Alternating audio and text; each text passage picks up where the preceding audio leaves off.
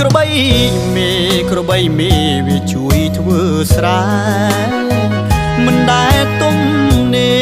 ធ្លាប់តែចាប់វាភ្ជួររងក្របីខ្ញុំស្លូតជួយធ្វើការមិនដែលជុំទាស់ទាំងជួទាំងរងវាមិនដែលប្រកែកឡើយលក់ក្របីមេ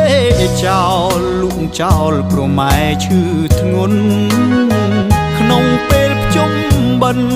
លោកមិនទាន់ជាសះស្បើយបានចូលព្យាបាលប្រាក់1រៀលគាត់ក៏គ្មានឡើយថាថ្នាំពេទ្យឲ្យមិនផបានលក់មេឃ្លៀចម៉ែដេ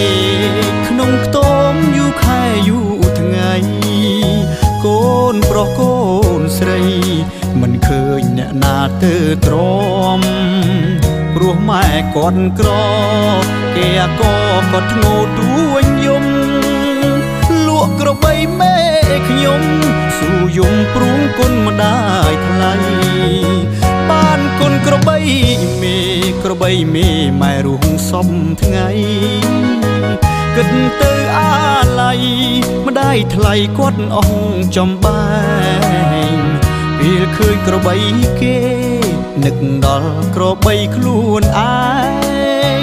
ម៉ែបានអាយុវែងក៏ព្រោះប្រាក់លក់មេឃ្លៀច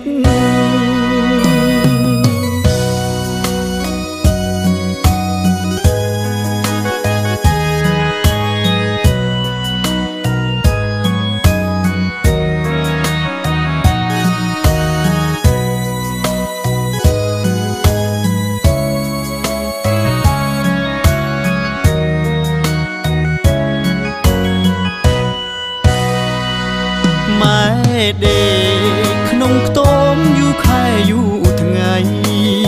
កូនប្រុសកូនស្រីមិនឃើញអ្នកណាទៅទ្រាំព្រោះម៉ែគាត់ក្រគេក៏គាត់ធ្ងោទួញយំលក់ក្របីមេខ្ញុំ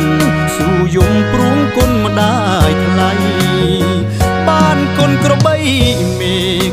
មេម៉ែរួងសំថ្ងៃគិតទៅអាឡ័យម្ដាយថ្លៃគាត់អស់ចំបែងពេលឃើញក្របីគេនឹកដល់ក្របីខ្លួនឯងម៉ែបានអាយុវែងក៏ព្រោះប្រាក់លក់មេឃ្លៀច